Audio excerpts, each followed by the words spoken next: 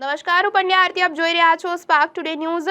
સરપંચની રહેમ નજર માટી ખનન સામે આવ્યું છે, જેમાં વડોદરાના અનગઢ તાલુકામાં જે સરપંચ છે તેના રહેમ નજર જ માટી ખનન ઝડપાયું છે, જે સોશિયલ મીડિયામાં વિડીયો વાયરલ થઈ રહ્યો છે, જેમાં તેમના સપોર્ટથી જ જે કહી શકાય કે સરકારી જમીનમાં તમામ જે ગેરકાયદેસર પ્રવૃત્તિઓ છે તે કરવામાં આવતી હતી, ત્યારે સ્થાનિક લોકો દ્વારા રજૂઆતો કરવામાં આવી છે, જેમાં પૂર્વ મંજૂરી કે કોઈપણ જાતનું સમીક્ષા વગર આ તેમના દ્વારા કાર્ય કરવામાં આવતું હતું। સરકારી જમીનમાં ભૂમાફિયાઓ જે કહી શકાય કે અનેક જગ્યાએ બેફામ છે, તેવી રીતે અનગઢમાં પણ બેફામ બન્યા છે, અને આ તમામ જે ગેરકાયદેસર પ્રવૃત્તિઓ છે તે સરપંચ દ્વારા જ કરવામાં આવી રહી છે।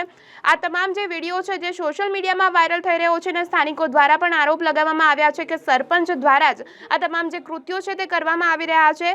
અનગઢના સરપંચના પતિ ધર્મેન્દ્રસિંહ ગોહિલ કે જેઓ તમામ જે આ પ્રવૃત્તિ કરી રહ્યા છે, ત્યારે સ્થાનિકો પણ તમામ લોકો રોષે ભરાયા છે, મામલતદારને રજૂઆત કરી છે।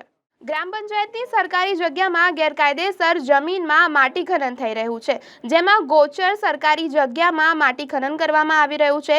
અનગઢ રામગઢ ચોકડી પાસે માટી ખનન ચાલી રહ્યું છે, તે વિડીયો સોશિયલ મીડિયામાં વાયરલ થઈ રહ્યો છે, જેમાં ગેરકાયદેસર માટી ખનન થઈ રહ્યું છે। અનગઢના સરપંચની રહેમ નજર જ આ તમામ જે માટી ખનન છે તેની ક્રિયા કરવામાં આવે છે। સ્થાનિક લોકોએ વડોદરાના મામલતદાર અને તાલુકા વિકાસ અધિકારીને જાણ કરવામાં આવતા ખનન કરનારા તમામ લોકો ભાગી ગયા છે। કોઈપણ જાતના ઠરાવ કે પૂર્વ મંજૂરી વિના સરપંચ દ્વારા સરકારી જમીનમાં માટી ખનન કરવામાં આવતા આ તમામ જે ચર્ચાએ છે તે જોર પકડ્યું છે। અનગઢના સરપંચના પતિ ધર્મેન્દ્રસિંહ ગોહિલ પોતાની મનમરજી પ્રમાણે સરકારી પડતર જગ્યામાં માટી ખનન કરાવી રહ્યા છે, ત્યારે સ્થાનિકો દ્વારા રજૂઆત કરવામાં આવી છે।